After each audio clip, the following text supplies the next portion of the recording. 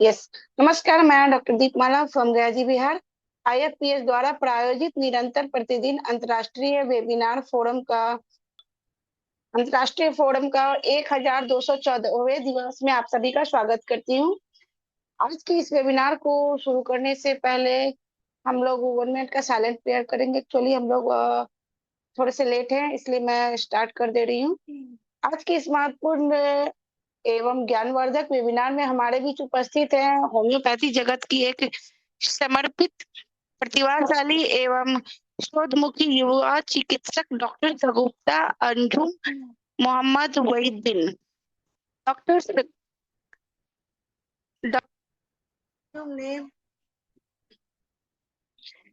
PD Jain homeopathic medical college and hospital Parbhani से BHMS की उपाधि प्राप्त की तथा वर्तमान में Maharashtra university of health sciences Nashik के अंतर्गत PD Jain homeopathic medical college and research centre MD homeopathy Organon of medicine एवं होम्योपैथिक एक्चुअली फोन्स मेरे बार बार आ रहे हैं। होम्योपैथिक फिलोसफी की स्नातकोत्तर शिक्षा प्राप्त कर रही हैं। मेरी आवाज क्लियर है ना? काइंडली कोई भी आप अनम्यूट करके मुझे बता सकते हैं। यस, क्लियर है। Okay okay okay okay okay. उन्होंने 10 वर्षों से अधिक का क्लिनिकल अनुभव प्राप्त है। रुचि बाल रोग एवं स्त्री एवं प्रसूति रोग के होम्योपैथिक उपचार में है। वे तीव्र एवं दीर्घकालीन दोनों प्रकार के रोगों में कुशल केस टेकिंग, काउंसलिंग एवं समग्र होम्योपैथिक प्रबंधन के लिए जानी जाती है। उनका शोध विषय है 3 से 12 वर्ष के बच्चों में ब्रोंकियल अस्थमा के होम्योपैथिक प्रबंधन में सप्रेशन थ्योरी की भूमिका, एक ऑब्जर्वेशनल स्टडी जो क्लासिकल होम्योपैथिक सिद्धांतों पर आधारित एक महत्वपूर्ण अनुसंधान है। डॉक्टर शगुप्ता अंजुम का एक शोध लेख है आईजीआरएच में डिसफंक्शनल यूट्राइन ब्लीडिंग विषय पर प्रकाशित हो चुका है, जो उनके शोध एवं अकादमिक योगदान को दर्शाता है। आज के वेबिनार में वे role of homeopathic management in case of depression a case study विषय पर अपने विचार एवं क्लिनिकल अनुभव हमारे साथ साझा करेंगी। हमें विश्वास है कि उनका व्याख्यान हम सभी के लिए अत्यंत उपयोगी, प्रेरणादायक एवं ज्ञानवर्धक सिद्ध होगा। हम सभी की ओर से डॉक्टर सगुप्ता अंजुम मोहम्मद वहीद्दीन का हार्दिक स्वागत एवं अभिनंदन है। आपका आज का टॉपिक है role of homeopathic management in the case of depression case study. So doctor Shagufta, आपका यह पेज मंच पे बहुत बहुत स्वागत है। Over to you doctor.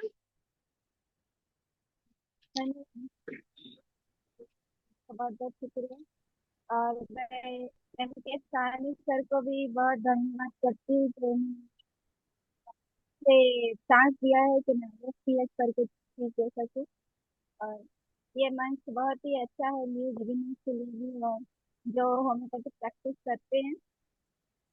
तो मैडम, ये जो डिप्रेशन है, डिप्रेशन आजकल के प्रैक्टिस में बहुत ही कॉमन प्रॉब्लम देखने को मिल रही है। ये जो विषय है, इस विषय पर चर्चा करने के लिए यहाँ पर उपस्थित हूँ, जो कि एक क्लिनिकल चुनौती से बढ़कर अब एक ग्लोबल हेल्थ इमरजेंसी का रूप ले चुका है, डिप्रेशन और उसका होम्योपैथिक मैनेजमेंट। और होम्योपैथिक डॉक्टर के रूप में हम अपने अलग अलग चिकित्साओं के दृष्टिकोण से इसका इसका समाधान कैसे कर सकते हैं, ये हम आज देखेंगे। डिप्रेशन केवल एक ऊपरी उदासी से आगे हम सबको इसके बारे में सोचना होगा। डिप्रेशन एक न्यूरोबायोलॉजिकल और साइकोसोमैटिक डिसऑर्डर है।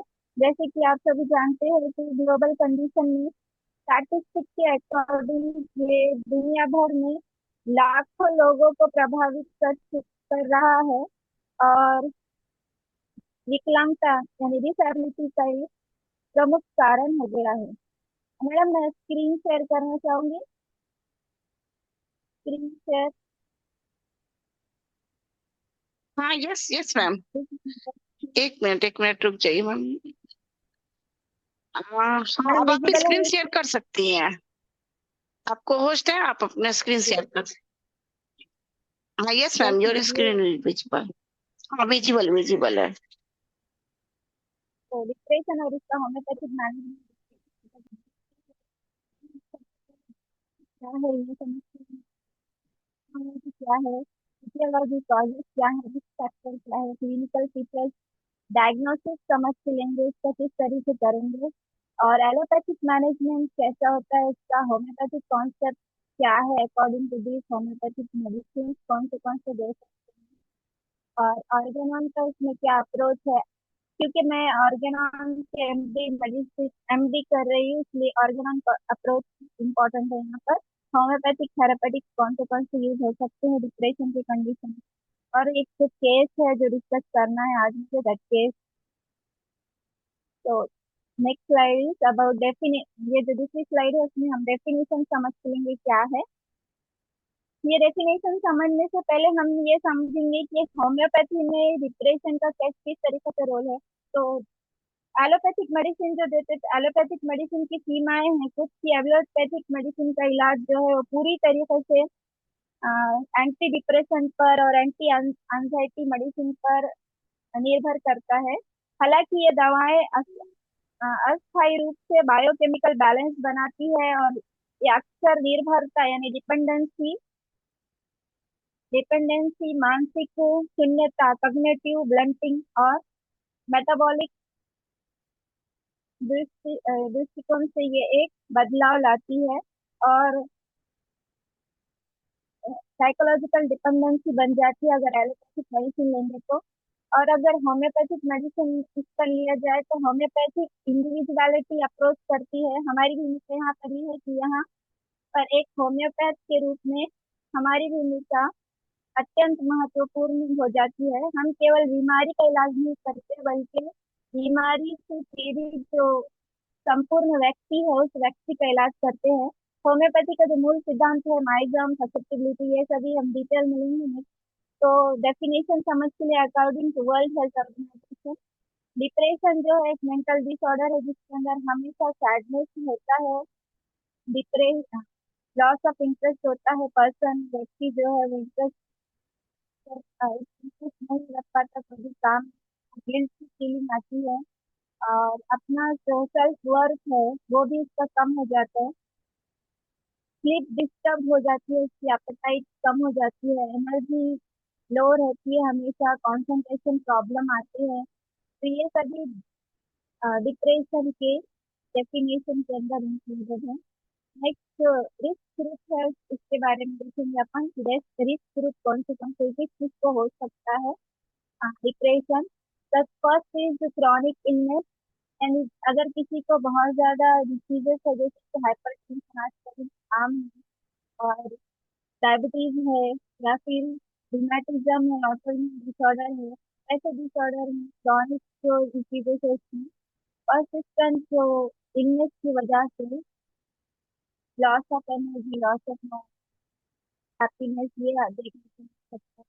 Tension में भी रिस्क ग्रुप है ये।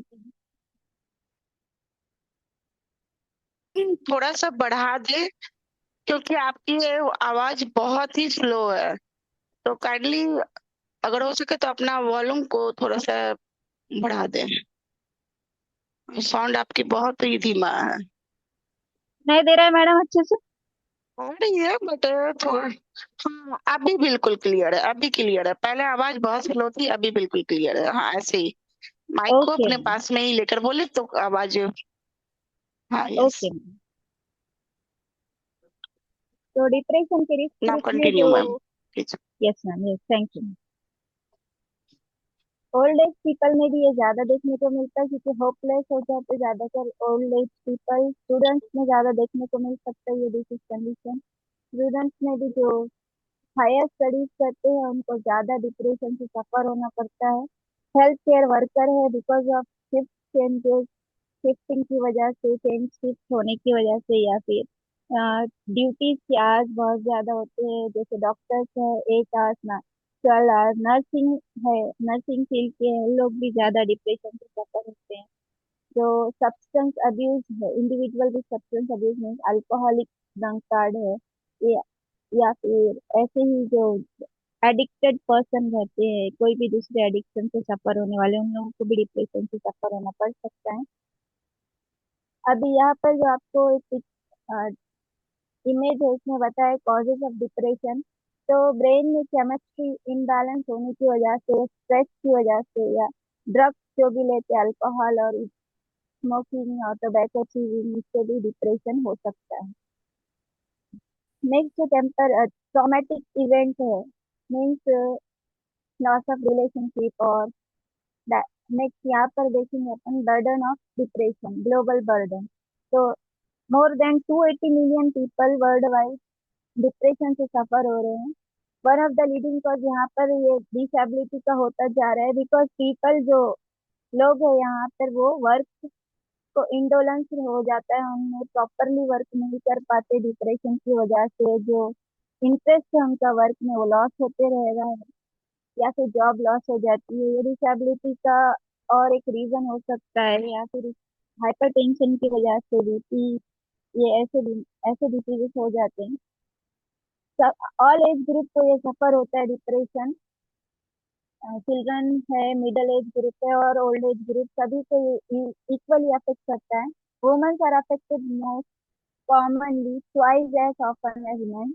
यानी वुमेन्स में ये ज्यादा है डिप्रेशन देखने को मिलता है, because of hormonal changes, hormones जो फीमेल्स में होते हैं at the time of puberty, at the time of pregnancy, lactation और during the time of menopause, ये ज्यादा देखने को मिल सकता है।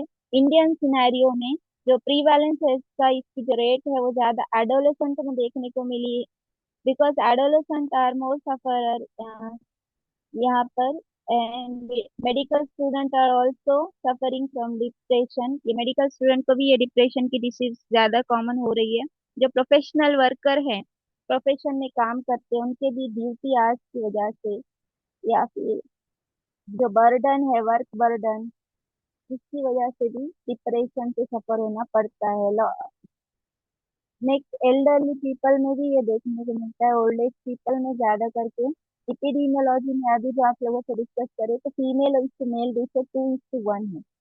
मीन्स 2:1 मीन्स और की दो फीमेल एंड वन मेल, अगर आप कंसिडर किया जाए तो ट्वाइस फीमेल सफर होते हैं मेल से।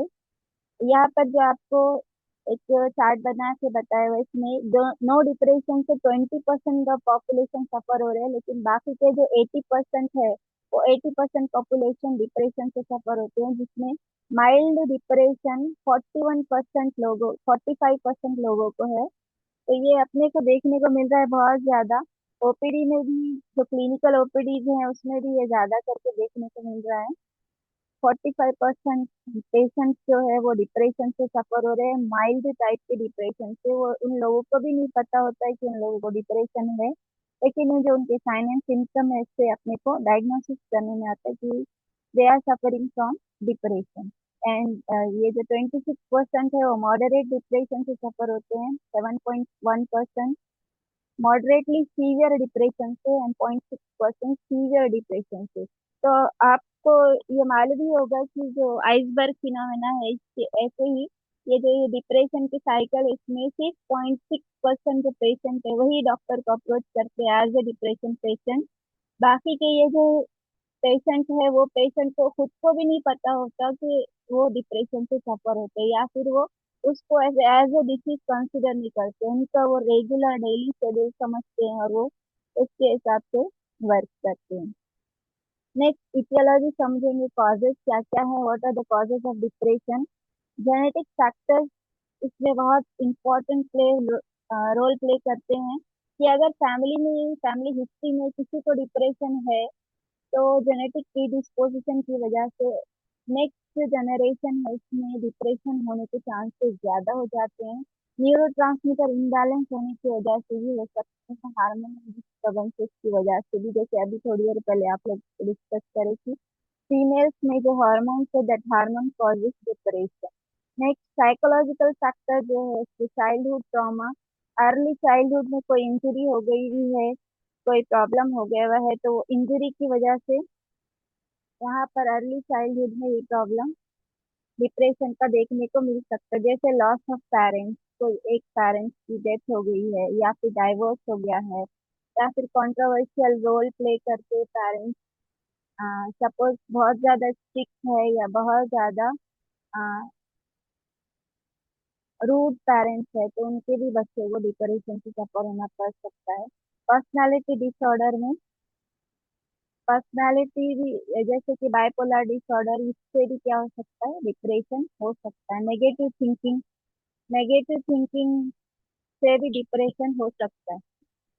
नेक्स्ट, बायोकेमिस्ट्री इम्बैलेंस में neurotransmitter like serotonin, dopamine, norepinephrine और हार्मोनल शिफ्ट, जो कि प्यूबर्टी के टाइम पे हो सकती है, प्रेगनेंसी के टाइम पे हो सकती है, मेनोपॉज में हो सकती है, तो ये इसकी वजह से डिप्रेशन हो सकता है। साइकोलॉजिकल फैक्टर, जैसे कि सपोज नेगेटिव थॉट पैटर्न है, हर एक बात नेगेटिव में रखते हैं अगर, तो डिप्रेशन ऐसे लोगों को जल्दी हो सकता है। पुअर स्ट्रेस मैनेजमेंट अगर है, या फिर डिप्रेशन इस वजह से हो सकता है कि लो सेल्फ स्टीम, अपने आप को कम समझते हैं, इंफीरियरिटी कॉम्प्लेक्स में रहते हैं, तो वैसे लोगों को भी डिप्रेशन जल्दी हो सकता है।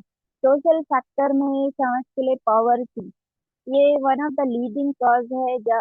अभी तक जीते 60-70% केसेस जो डिप्रेशन के देखे हमने, उसमें पॉवर्टी सबसे बड़ा रीजन देखने को मिला है। डाइवर्स भी रीजन है।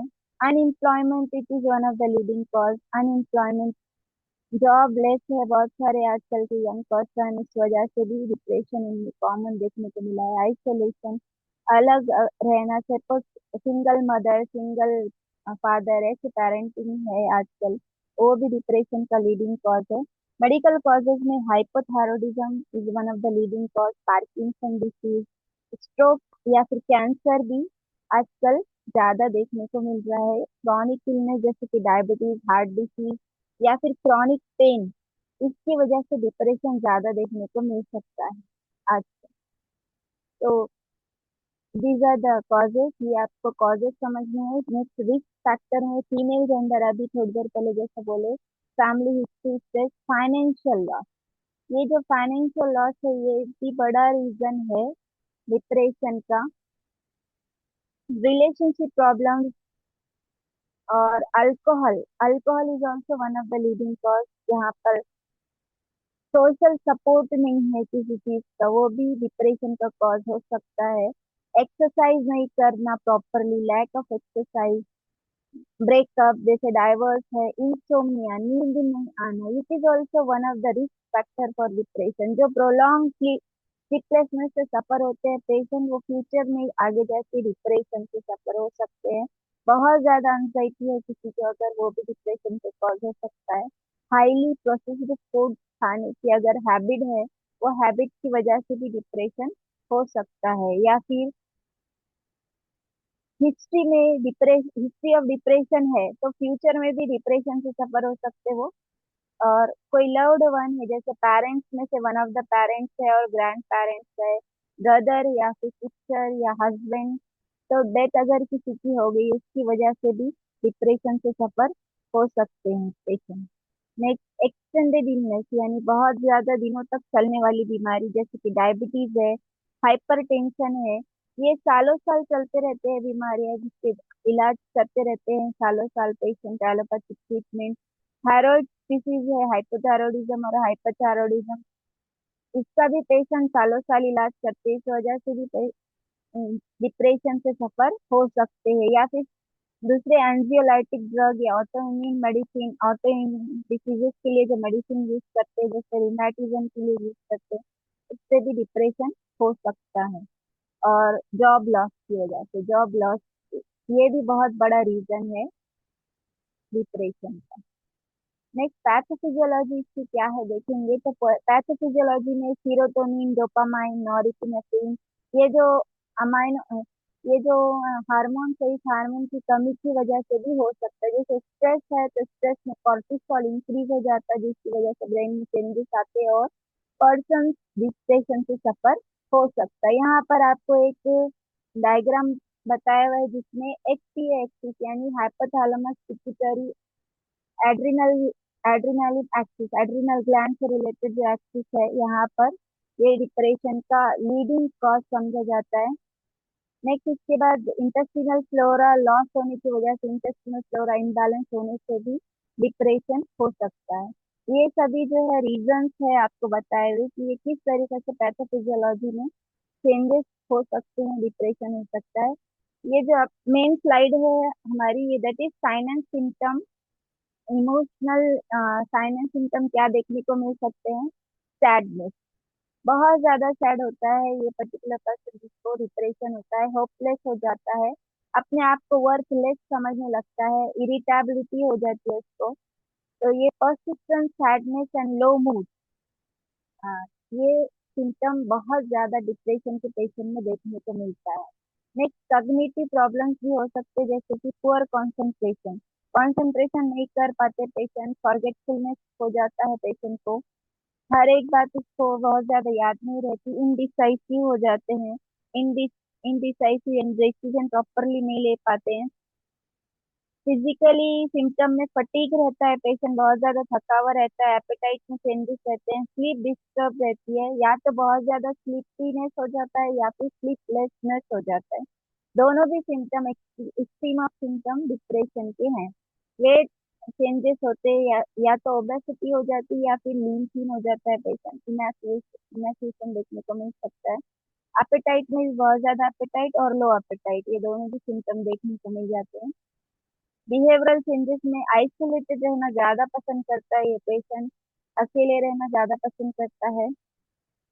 क्राइम, क्राइम के मोड भी रह सकते हैं, एक्टिविटी कम हो जाती है उसकी, रिड्यूस एक्टिविटी, सुसाइडल थॉट्स आते हैं उसको, यहाँ पर स्ट्रेस खत्म हो जाता है उसके हर एक काम का।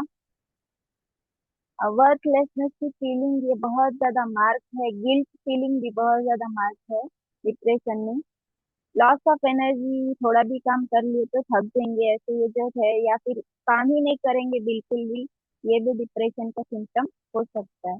Recurrent thought of death of suicide, extreme में जब ये डिसीज बहुत ज्यादा बढ़ जाती है डिप्रेशन की, तो लास्टली सुसाइडल थॉट्स आने लगते हैं, डेथ डिजायर करते हैं पेशेंट बहुत ज्यादा। तो ये सिम्टम अपने को देखने को मिल सकता है।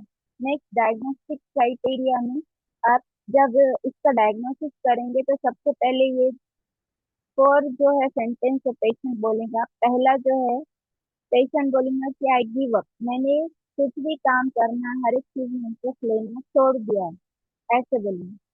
डिप्रेशन का जब कोई मरीज आपके क्लिनिक में आता है तो आपका पहला काम केस टेकिंग होना चाहिए, केस टेकिंग, जिसमें ये सब आपको देखने को मिल सकते हैं, डिप्रेस में लॉस ऑफ इंटरेस्ट, एपेटाइट में चेंजेस, स्लीप में चेंजेस, ये सभी केस टेकिंग, वो भी रिसेप्टिव केस टेकिंग, पेशेंट जैसा बोल रहा है वैसा आ, लेना है आपको sign and symptom. Next homeopathy में डिप्रेशन में हमारी जो वाइटल फोर्स है वो गहरे स्तर पर अस्थानिक रूप से परिणाम करती है। साइकोसोमैटिक मैट्रिक्स पर डॉक्टर हैनीमन ने ऑर्गेनोमिक मेडिसिन में बहुत ज्यादा अफोर्डेबल मेंशन किए हैं कि सॉरी टाइप ऑफ डिप्रेशन देखेंगे सबसे पहले। टाइप ऑफ डिप्रेशन में ये सारी टाइप्स हैं डिप्रेशन की, जिसमें मेजर डिप्रेसिव डिसऑर्डर फर्स्ट है MDD, next persistent depressive disorder है, उसके बाद बायपोलर डिप्रेशन है, सीजनल अफेक्टिव डिसऑर्डर है, सीजन के हिसाब से भी कोई कोई डिप्रेशन में रहते हैं। Postpartum depression, postpartum means after delivery, after delivery depression देखने को मिल सकता है। Next psychotic depression, pre menstrual dysphoric disorder भी एक टाइप है डिप्रेशन का। तो ये यहाँ पर डायग्रामेटिक आपको रिप्रेजेंट करके एक्सप्लेन करने की कोशिश की है कि मेजर डिप्रेशन में और पर्सिस्टेंट डिप्रेसिव डिसऑर्डर में क्या हो सकता है। बायपोलर डिसऑर्डर यानी एक ही पर्सन के दो अलग अलग रूप देखने को मिल सकते हैं, या तो बहुत ज्यादा हैप्पी रहेंगे या बहुत ज्यादा सैड रहेंगे, या बहुत एग्रेसिव रहेंगे या बहुत ज्यादा डल रहेंगे। सीजन अफेक्टिव डिसऑर्डर में जैसे कि विंटर सीजन है, ऑटम सीजन हो, ऑटम सीजन में लो मूड सैड मूड रहेगा, या फिर आपने जैसे कि दूसरे रेमेडीज है जैसे न्यू मून फुल मून में सैड मूड में रहते हैं। साइकोटिक डिप्रेशन, ये भी एक डिसीज की कंडीशन है इसमें एंजाइटी अननेसेसरी बहुत ज्यादा होती है, पेशेंट को फियर बहुत ज्यादा होता है। पोस्टमार्टम डिप्रेशन और pre menstrual dysphoric depression. Pre menstrual means before menses जो लो मूड सैड मूड होता है, इरिटेबिलिटी हो जाती है, या किसी किसी को मूड स्विंग्स होते हैं, ये डिप्रेशन के सिम्टम्स हो सकते हैं अगर ये पर्सिस्टेंट रहे। यानी persistent means more than 12 days, 12 दिन या उससे ज्यादा, या एक हफ्ते, 2 हफ्ते, 15 डेज, इससे ज्यादा रहेंगे तो ये डिप्रेशन के सिम्टम्स हो सकते हैं। सिचुएशनल डिप्रेशन, जैसे कि कोई सिचुएशन है, ब्रेकअप रिलेशनशिप है।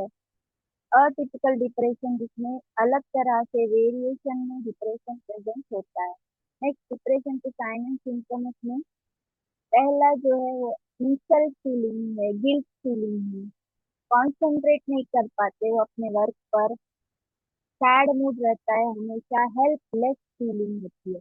Helpless feeling is much more important in depression, कि पेशेंट को ऐसा लगता है कि उसकी होप जो है वो एंड हो गई है, अभी कुछ भी नहीं कर सकेंगे वो, ऐसा उनका फीलिंग होती है। स्लीप के प्रॉब्लम्स हो सकते हैं, इंसोम्निया होता है, या फिर बहुत ज्यादा स्लीप अपियर, बहुत ज्यादा स्लीपीनेस हो जाता है।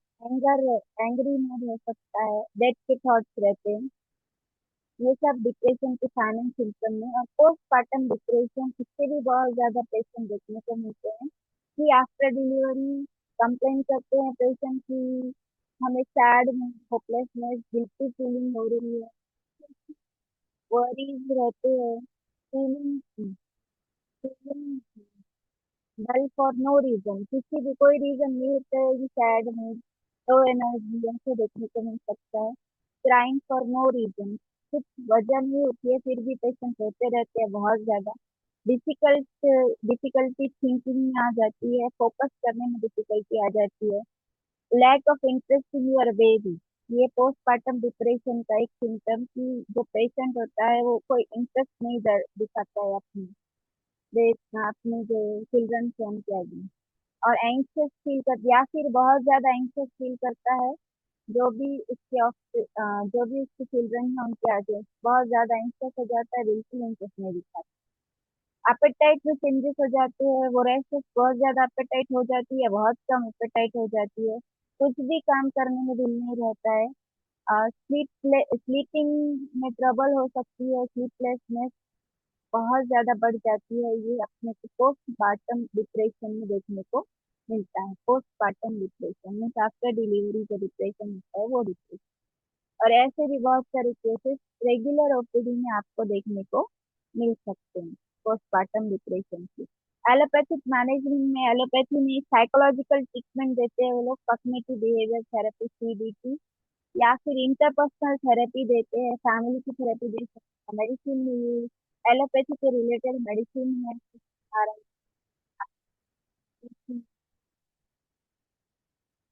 और सीवियर केसेस में पीसीपीएल कम्युनिटी डिप्रेशन की डॉक्टर एलोपैथी। शगुप्ता, आपके वॉल्यूम बहुत ही लो है। काइंडली आप अपना माइक को, हाँ, पास में ही। Yes yes. हाँ।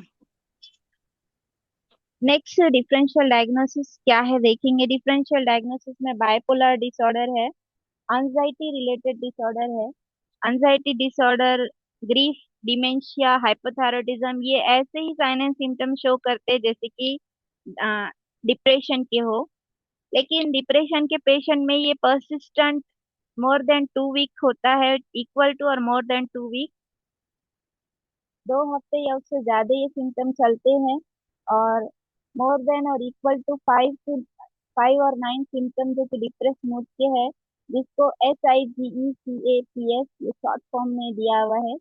यानी कि sleep disturbances, loss of interest, excessive guilt, low energy, impaired concentration, appetite disturbance, और जैसे कि साइकोमोटर अगाइटेशन, यानी हाथ या पैर बहुत ज्यादा मूवमेंट में करते या फिर बिल्कुल ही मूवमेंट नहीं करते, रिटार्डेड हो जाते हैं मूवमेंट। सुसाइडल आइडियाज भी रह सकते हैं। तो ये डिप्रेशन में ज्यादा देखने को मिल सकता है। बाकी जो दूसरे डिजीज कंडीशन है इसमें ये वाले सिम्टम्स परसिस्टेंटली नहीं मिलते, रहते हैं लेकिन उतने ज्यादा परसिस्टेंट नहीं रहते। ठीक है। Next, investigation. इन्वेस्टिगेशन में बहुत सारे इन्वेस्टिगेशन है एलोपैथिक पॉइंट ऑफ व्यू से करने के, लेकिन मोस्ट इम्पोर्टेंट है PHQ-9, फिजिकल हेल्थ क्वेश्चनरे 9। तो ये 9 क्वेश्चंस रहते हैं जिसमें ग्रेडिंग की जाती है, और ये ग्रेडिंग के अकॉर्डिंग माइल्ड, मॉडरेट और सीवियर डिप्रेशन है या नहीं ये समझना पड़ता है। तो अगर सपोज ये जो PHQ है वो PHQ-9 अगर 7 से आगे है तो फिर इसको माइल्ड डिप्रेशन रहेगा। 7 to 9 अगर है, 7 to 12 है mild to moderate depression. 12 to 16 18 है तो मॉडरेट डिप्रेशन। और 16 से 27 अगर इसका आता है वैल्यू तो सीवियर डिप्रेशन से सफर होता है पेशेंट। तो यहाँ पर आपको जैसे रेटिंग स्केल दी हुई है कि अगर सपोज पेशेंट को कोई भी इंटरेस्ट नहीं है या प्लेजर नहीं है जो भी वो काम कर रहा है, तो उसमें सेवरल डेज तक है, 2 हफ्तों में ये देखते हैं, 2 वीक्स में, 15 दिन में कितने बार वो पेशेंट को ये फीलिंग आ रही है। अगर सपोज बहुत ज्यादा दिनों में आ रही है तो 1 नंबर देंगे, उसको 1 पॉइंट देंगे।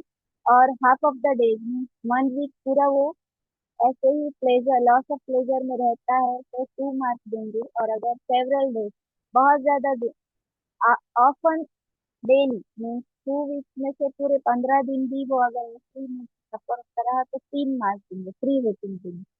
फीलिंग डाउन और डिप्रेस में होपलेस फीलिंग ज्यादा रहेंगी, ये भी यहाँ पर रेटिंग स्केल इसकी भी बताई हुई है। स्लीप स्लीपिंग में प्रॉब्लम है तो ये भी यहाँ पर रेटिंग स्केल यहाँ की भी दी हुई है। फीलिंग टायर्ड और हैविंग पुअर एपेटाइट, एपेटाइट अगर सही से नहीं है या फिर ओवर ईटिंग है, ये भी इसकी भी स्केल।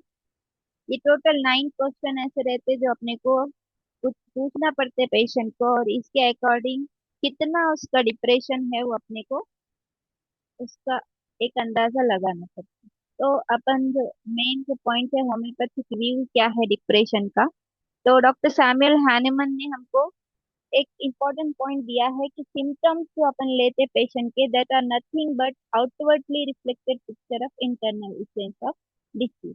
जो भी डिसीज पेशेंट को है वो सिम्टम्स के द्वारा अपने को समझ में आता है कि इसको क्या हो गया है। एफोरिज्म नंबर 7 में ये डिस्कस किया हुआ है कि डिप्रेशन, ये जो खराब मूड जो भी होता है पेशेंट को, ये बहुत ही अच्छा इंडिकेशन है कि अपने को पेशेंट को समझ के लेना है कि पेशेंट को एक्चुअली में क्या हुआ है। नेक्स्ट, माइजम अंडरस्टैंड करना है, ससेप्टिबिलिटी समझ के लेनी है पेशेंट की। When patient of depression walk into your clinic, अगर पेशेंट अपने पास आ गया तो उसका माइजम भी समझना पड़ेगा। ये अपना मेन काम रहेगा डिप्रेशन के लिए, पेशेंट को समझने के लिए। नेक्स्ट, साइकोसोमेटिक मैट्रिक्स में psychiatric, according to psychiatry and according to bodily disease condition. तो डॉक्टर हैनीमैन इसको बहुत अच्छे से एक्सप्लेन किया है ऑर्गेनिक ऑफ मेडिसिन में। एफोरिज्म नंबर 210 से 230 में मेंटल डिसीजेस की इम्पोर्टेंस बता के दिया है। डॉक्टर हैनीमन ने ऑर्गेनिक ऑफ मेडिसिन में एफोरिज्म 230 में 210 से 230 में खूबसूरती से समझाया है कि मानसिक रोग जो है वो वास्तव में परिवर्तित शारीरिक रोग ही है। जो सोमैटिक डिसीज है वही चेंज होके क्या बन जाते हैं, साइकेट्रिक डिसीजेस बन जाते हैं। यानी सोमैटिक पैथोलॉजी ये बढ़ी हुई संवेदनशीलता यानी ससेप्टिबिलिटी के कारण मानसिक क्षेत्र यानी साइकेट्रिक स्फेयर में तांत्रिक ट्रांसफर हो जाती है। तो माइजम के अकॉर्डिंग, माइजम इवोल्यूशन में सोरा ये शुरुआती चिंता, शुरुआत में चिंता होती है, उसके बाद उदासी यानी फंक्शनल सैडनेस हो जाता है, और ये बदलते हुए पेशेंट को अलग अलग अपने को साइन एंड सिम्टम देखने को मिलते हैं पेशेंट के। मूड को चेंज, जो मूड होता रहता है उसको सोरा दर्शाता है। उसके बाद साइकोसिस है, साइकोसिस अपने को डीप रूटेड गिल्ट, ये जो है गहरे गिल्ट फिक्स्ड आइडिया और लगातार एक ही बात को सोचते रहना, ऑब्सेसिव ब्रूडिंग जिसको बोलते हैं, ये भी एक के रूप में अपने को समझ में आता है।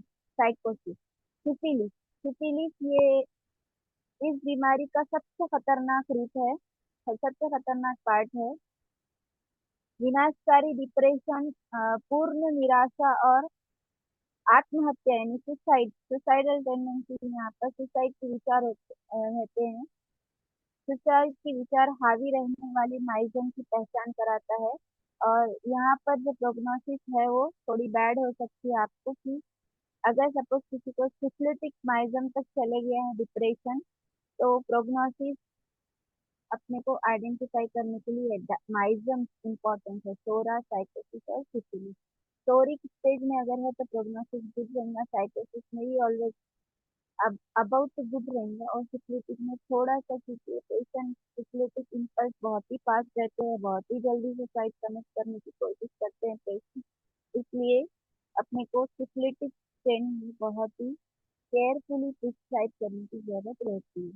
नेक्स्ट, ऑर्गेनन ऑफ मेडिसिन में जो रिलेटेड एफोरिज्म से दिए हुए, एफोरिज्म नंबर 5 जिसमें कॉज ऑफ डिसीज एक्सप्लेन किया हुआ है, aphorism number 6 totality of symptoms है, अनप्रिजुडाइज ऑब्जर्वर का भी इसमें मेंशन किया हुआ है कि जो भी केस रहेगा वो अपन अनप्रिजुडाइज ऑब्जर्वर बनकर ही लेना है। नेक्स्ट, एफोरिज्म नंबर 7 में रिमूवल ऑफ कॉज है।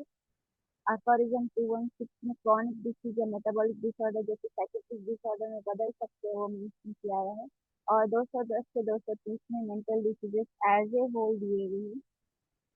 जो पिक्यूलर कैरेक्टरिस्टिक सिम्टम है वो भी इम्पोर्टेंट एफोरिज्म में दिए हुए हैं। मेंटल सिम्टम जो अपने को रेमेडी सिलेक्शन तक लेकर जाते हैं वो एफोरिज्म 213 में दिए हुए हैं। नेक्स्ट, माइजोमेटिक अप्रोच में सोरा, साइकोसिस, सिफिलिस ये ऐसे डिस्टर्बेंस ट्रेन चलती है।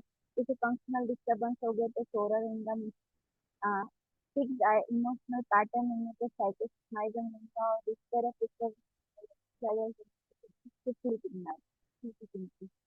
तो मिक्स माइग्रेन यहाँ पर क्रॉनिक डिप्रेशन में पेशेंट को देखने को मिल सकते हैं। Mixed type of migraine, important homeopathic remedy जो कि अपने को हम मटेरिया मेडिका में दिए हुए हैं, रेमेडी और उसकी कैरेक्टरिस्टिक इंडिकेशन एक बात समझ के लिए कि ये सिर्फ आपको फॉर एग्जांपल दी हुई है। हर एक पेशेंट का अपना अपना साइकेट्रिक क्राइटेरिया होता है, हर एक पेशेंट की इंडिविजुअलिटी होती है। और ये जो मेडिसिन यहाँ पर इंडिकेटेड दिए हुए हैं वो टोटालिटी पर बेस्ड होते हैं, एक पर्टिकुलर सिम्टम पर एक मेडिसिन नहीं दी जा सकती। जो भी नॉन मेडिको अगर इस वेबिनार में ज्वाइन है तो याद रखिए कि ये जो मेडिसिन है वो सिर्फ आपको फॉर एग्जांपल दी हुई है। आप खुद से ना ले, होम्योपैथिक डॉक्टर को पूछ कर उनसे उनको पूरे केस स्टडी लेने के बाद ही ये मेडिसिन आप लीजिए। वैसे तो रेमेडी और इसके इंडिकेशन, औरम मेड जो मेडिसिन है वो उसमें बहुत ज़्यादा डिप्रेशन नहीं है, सुसाइडल थॉट्स रहेंगे। और नाइट्रामिड जो है उसमें साइलेंट ग्रीफ रहता है, वो रिजर्व रहते हैं बहुत ज़्यादा, डिसअपॉइंटमेंट इन लव इसमें बहुत ज़्यादा होता है, इग्निशिया में भी अक्यूट टाइप ऑफ ग्रीफ होता है, यानी अचानक सडनली उनको सैड कोई न्यूज सुनने को आ जाती है, इमोशनल कॉन्ट्राडिक्शन भी देखने को मिलता है। सेपिया मेडिसिन इनडिफरेंस हो जाती है, बिल्कुल इसमें कुछ भी केयर करने की टेंडेंसी नहीं होती टुवर्ड्स द हस्बैंड और टुवर्ड्स चिल्ड्रन। हार्मोनल चेंजेस बहुत ज़्यादा रहते हैं, पोस्टपार्टम डिप्रेशन के लिए सेपिया सबसे बेस्ट मेडिसिन है। आर्सेनिक एल्बम में एंग्जाइटी बहुत ज़्यादा होती है, काली पॉस में भी मेंटल एग्जॉशन होता है, नर्वस वीकनेस होता है। नेक्स्ट, लाइकोपोडियम में लो सेल्फ स्टीम रहती है विद इनसिक्योरिटी फीलिंग। साफिस एग्रिया भी एक बहुत अच्छी रेमेडी है डिप्रेशन के लिए, कॉस्टिकम में भी अनहैप्पी थॉट्स रहते कांस्टेंट। सैमोनियम ये डॉक्टर हैनीमन ने बता के दी हुई है, सैमोनियम medicine for depression, depression after fight, डर गया कोई तो उसके बाद अगर डिप्रेशन है या इंटेंस फियर या रिलीजियस मैनिया है तो ये सैमोनियम। नेक्स्ट, चैलेंजेस जो है अपने को प्रैक्टिस में आते हैं वो ये आते हैं कि सबसे ज़्यादा जो पेशेंट है वो बहुत ज़्यादा सफ़र होके साइकेट्रिक मेडिसिन यूज करके डिसीज सप्रेस करके अपने पास आता है, और ट्रू होम्योपैथिक पिक्चर उसका मास्क हो गया हुआ रहता है, छुप गया हुआ रहता है। तो यहाँ पर अपने को सेकेंडरी एक्शन जो लेना है सबसे पहले कि ड्रग विड्रॉल मैनेजमेंट अच्छे से करके देना है पेशेंट को, क्योंकि क्रॉनिकल इल है। और इंटरकरेंट प्रिस्क्राइबिंग भी यहाँ पर देखकर देना चाहिए। पोस्टोलॉजी भी एक टारगेट रहता है। पोस्टोलॉजी भी एक इम्पोर्टेंट पॉइंट है कि यहाँ हायर पोटेंसी 200 की 1 in 10 ml ऐसी पोटेंसी साइकेट्रिक डिसऑर्डर में यूज करने की जरूरत रहती है। लोअर पोटेंसी से उतना ज्यादा पेशेंट को फायदा नहीं होगा और एग्रावेशन हो सकते हैं, होम्योपैथिक एग्रावेशन। नेक्स्ट केस आज जो आपको प्रेजेंट करना है मुझे, ये जो पेशेंट है वो एक 55 years ओल्ड मेल है, बिजनेसमैन है और इसको स्लीपलेसनेस से सफर हो रहा था। ये पेशेंट बहुत ज्यादा और सिडेटिव भी यूज किया हुआ था एंड एंजियोलाइटिक मेडिसिन भी यूज किया हुआ था 9 months से। इसको पाल्पिटेशन हो रहा था बहुत ज्यादा, वॉकिंग ड्यूरिंग, हाँ वो चलते टाइम ज्यादा पाल्पिटेशन होता था, पल्सेशन कैरोटिड आर्टरी से फील होते थे, ब्रीथलेसनेस का प्रॉब्लम था रात में, नाइट एग्रावेशन था ब्रीथलेसनेस जिसकी वजह से स्लीपलेसनेस था। और PHQ-9 जो स्कोर है अभी थोड़ी देर पहले जो आपसे डिस्कस करे वो 17 था ये पेशेंट का। इसके जो एलिमेंट थे, कॉजेशन जो थे डिसीज के, वो था फाइनेंशियल लॉस। 1 साल पहले उसका कुछ फाइनेंशियल लॉस हो गया था। जो काम वो करता था, जो बिजनेस जो करता था, बहुत ज्यादा लॉस हो गया था उसमें और उसको वो जो अपना बिजनेस है वो बंद करने तक कंडीशन आ गई थी। उसकी वाइफ भी 1.5 year बिफोर डेथ हो गई थी उसकी हार्ट अटैक की वजह से। उसका भी उसको ग्रीफ था और अकेलापन वो भी महसूस कर रहा था, मेलानोपोली फीलिंग थी उसको बहुत ज्यादा। हैविंग फैमिली में उसके एक सन और 2 डॉटर थे जो कि सभी मैरिड थे और सन जो है वो दूसरी सिटी में जॉब की वजह से रहने के लिए था। कांस्टेंट गिल्टी फीलिंग थी उसको उसके खुद के बारे में, क्योंकि उसकी वाइफ की जो डेथ हुई थी वो टाइम वो हॉस्पिटल में नहीं जा पाया था और लेकर नहीं जा पाया था हॉस्पिटल में वाइफ को। इसकी गिल्टी फीलिंग थी उसको। हार्ट अटैक फीवर साइन का था कि वो at on the spot sudden death हो गई थी उसकी वाइफ की। तो पास्ट हिस्ट्री में उसको हाइपर टेंशन था 5 सालों से। फैमिली हिस्ट्री में उसके पेरेंट्स भी हार्ट अटैक से ही डेथ हो गई थी, पेरेंट्स की भी। फिजिकल जनरल में लॉस ऑफ एपेटाइट थी उसको, थॉट बहुत ज्यादा होने की वजह से खाना नहीं खा पा रहा था वो प्रॉपर। थर्स्टी था वो पेशेंट। मिल्क का उसको डिजायर था, डिजायर अवर्जन जब लिए थे, अवर्जन कुछ खास नहीं थे उसके। स्लीप में लॉस ऑफ स्लीप से, थॉट्स की वजह से या डिजीनेस की वजह से।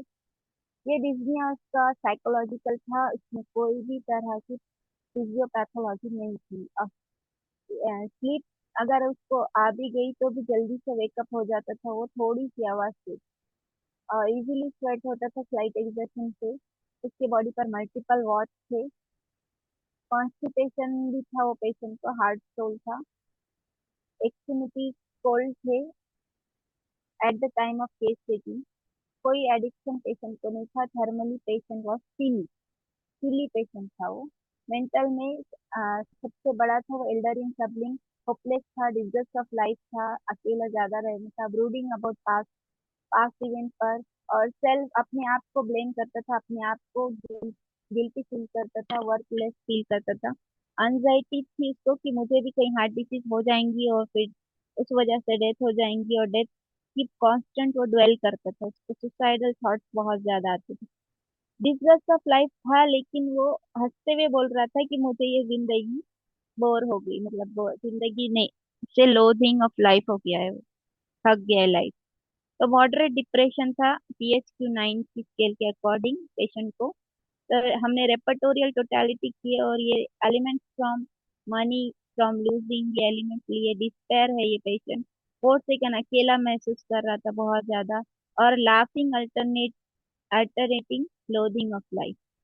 उसको लाइफ से वो बोर तो हो गया था लेकिन हंसते हंसते बोल रहा था। बहुत ज्यादा पेशेंट ऐसे होते हैं कि लोडिंग ऑफ लाइफ को सैड मूड से बोलते हैं, ऐसा ऐसे दर्शाते हैं कि बहुत ज्यादा उनको ग्रीफ है, बहुत ज्यादा वो पेन में है, लेकिन ये पेशेंट हैप्पी था। ठीक है।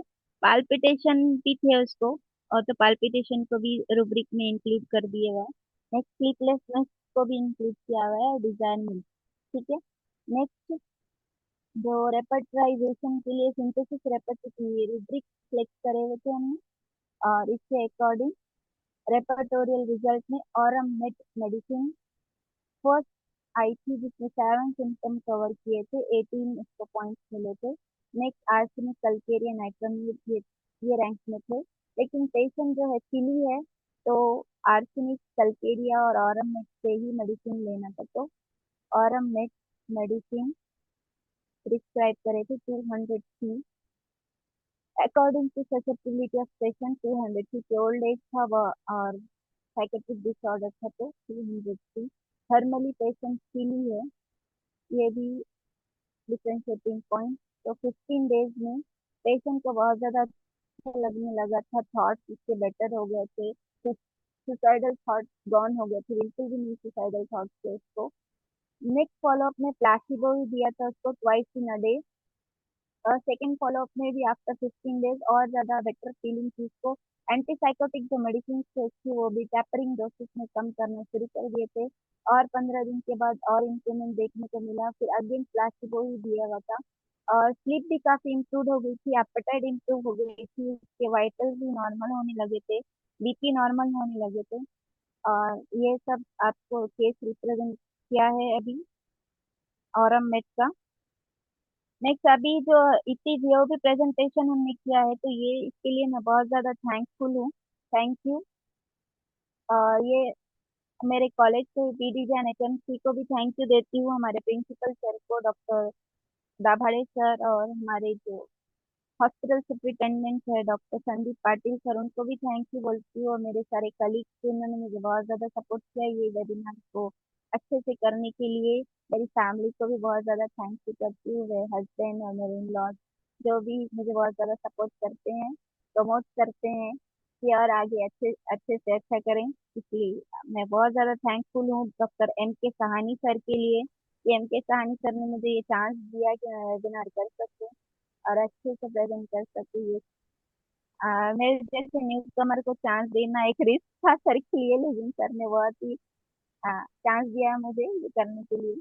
थैंक यू एम के Sahani sir. Thank you Deepmala madam. Deepmala madam, आप सुन रहे हैं?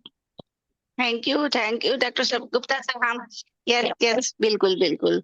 आपने बहुत ही अच्छे से, ऐसा नहीं है सर, सबको जितने भी न्यू कमर्स अपकमिंग जितने भी आ रहे स्टूडेंट्स और जो प्रैक्टिस कर रहे हैं सर, सबको मौका दे रहे हैं। और ये ऐसा प्लेटफॉर्म है कि ये जितने मतलब जिनके भी अंदर कोई भी हेजिटेशन हो वो सब निकल जाएगा। आप में बहुत ही अच्छे से परफेक्शन भी आ जाएगा और फ्लुएंसी भी बहुत अच्छी हो जाएगी कि आप स्टेज पे भी आगे चलकर इन फ्यूचर आप जरूर से परफॉर्मेंस बहुत अच्छा दे पाए। वैसे आपने थैंक यू डिप्रेशन मैम। को बहुत ही खूबसूरती से एक्सप्लेन किया। और देखिए डिप्रेशन ये क्या, हाँ, आपने साइकेट्री केसेस के बारे में डिप्रेशन टॉपिक को लिया, तो इस पर मैं यहाँ पर कुछ कहना चाहूंगी कि देखिए सिम्टम्स वाइज तो आप ट्रीटमेंट देते ही हो या फिर थेरापेटिक पॉइंट ऑफ व्यू से भी देते हो, लेकिन आप जो मियाज्म की भी बात बोली, कहीं कहीं पर आपको सबको कवर करना ही होगा। टोटलिटी आप हमारे होम्योपैथी का बेस्ट टोटलिटी है, तो सिर्फ सिम्टम्स के अकॉर्डिंग ही आप मेडिसिन का सही सही ट्रीटमेंट भी कर सकते हैं। कि शायद किन्हीं और ने हैंड रेज भी किया, कोई क्वेश्चंस भी हो तो आप कोई क्वेश्चंस भी पूछ सकते हैं।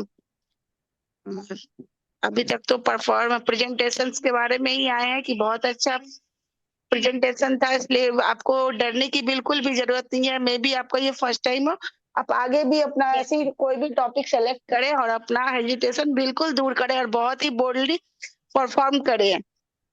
थैंक हाँ, यू। और डॉक्टर आई थिंक किसने हैंड रेज किया था, आप कुछ कहना चाह रहे हैं सर? मैडम डॉक्टर हमारे शायद, मेंटर जो है doctor yes please. Doctor Deepa yes Varpudkar yes. Madam है हमारे। दीपा वरपुड़कर मैडम को भी मैं बहुत ज़्यादा थैंक्स बोलना चाहूंगी कि उन्होंने हमें बहुत प्रमोट किया था ये वेबिनार लेने के लिए। उन्होंने इनफैक्ट मृदुल साहनी सर का कॉन्टेक्ट हमारे अटैच करके दिया था, और ये वेबिनार की डेट भी उन्होंने फिक्स कराई थी, तो दीपा वरपुड़कर मैडम को भी मैं बहुत ज़्यादा थैंक्स बोलूंगी। और अभी आप सभी को ये बोलना चाहूंगी कि होम्योपैथिक मेडिसिन ज़्यादा से ज़्यादा प्रमोट कीजिए, होम्योपैथिक मेडिसिन लेने की कोशिश कीजिए, और एलोपैथिक मेडिसिन के साइड इफेक्ट से बचिए। बहुत ज़्यादा एलोपैथिक मेडिसिन के साइड इफेक्ट्स हैं, होम्योपैथी सेफ मेडिसिन है और इसे सेफली यूज करने की वाली मेडिसिन है। अब एब्सोल्युटली, मेरे बिल्कुल कॉलेज बिल्कुल। और डॉक्टर को हाँ, भी मैं यही कहना चाहूंगी।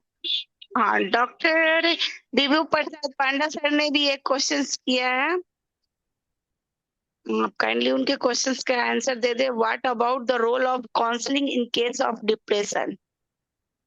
हाँ सर, ये बहुत ही इम्पोर्टेंट रोल है काउंसलिंग का आपकी रोल डिप्रेशन के ऑफ केस में। काउंसलिंग क्या है case of? Yes, yes sir, ये बहुत इम्पोर्टेंट रोल है काउंसलिंग का डिप्रेशन के केस में, कि काउंसलिंग से बहुत ज्यादा अच्छा इम्प्रूवमेंट देखने को मिलता है पेशेंट में। आजकल जो है अपने सोसाइटी में अपन देखते हैं कि बहुत सारे लोगों का यही प्रॉब्लम है कि उनकी बात कोई नहीं सुनता, कोई उनका अप्रोच नहीं करता। होम्योपैथिक जो फिजिशियन है वो पोलाइटली काइंडली केस लेते हैं, बहुत ही अच्छे से केस लेते हैं, डिटेल्ड केस लेते हैं और हर एक इंफॉर्मेशन गैदर करने की कोशिश करते हैं। तो ये बहुत ही इम्पोर्टेंट रोल है काउंसलिंग का, कि सुसाइडल टेंडेंसी भी से बहुत ज्यादा कम होती है। मेरी अपनी खुद की प्रैक्टिस में मैंने बहुत सारे पेशेंट सिर्फ काउंसलिंग के बेसिस पे ही ठीक किया मैम। और ये मैंने बहुत ज्यादा बार सिर्फ प्लेसिबो देखकर भी बहुत सारे पेशेंट बेटर फील करते हैं आफ्टर फॉलो अप। ये मैंने खुद एक्सपीरियंस किया है मैडम, 10-11 साल की प्रैक्टिस में मेरी। होम्योपैथी में जो प्लेसिबो है वो इम्पोर्टेंट मेडिसिन है एज फॉर दिस केसेस, जहाँ पर काउंसलिंग ही इलाज होता है पेशेंट का। तो काउंसलिंग बहुत ही इम्पोर्टेंट है। होप सर आपको आंसर मिल गया होगा। बिल्कुल बिल्कुल, बात बिल्कुल सही है। सर तो काफी सीनियर है, डॉक्टर विभू प्रसाद सर। आप तो मोस्ट सीनियर मोस्ट, आप उन्हें तो अच्छा एक्सपीरियंस है।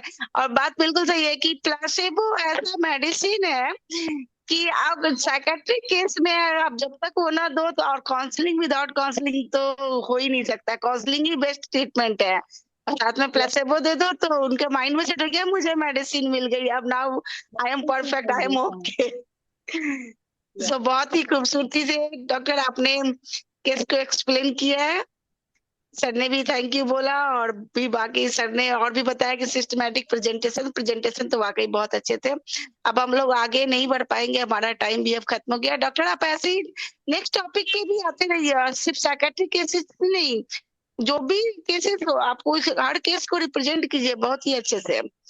सो नाउ सर, आप डॉक्टर राम प्रवेश सर भी कुछ कहना चाह रहे हैं सर, लेकिन बट आप कुछ थैंक यू, सेकंड थैंक में यू, कह सकते थैंक हैं यू तो आप भी डॉक्टर। कह डाले, क्योंकि थैंक यू हाँ डॉक्टर दीपमाला हाँ, क्योंकि एंड हमारा खत्म हो रहा है time. Congratulations, congratulations doctor Sengupta.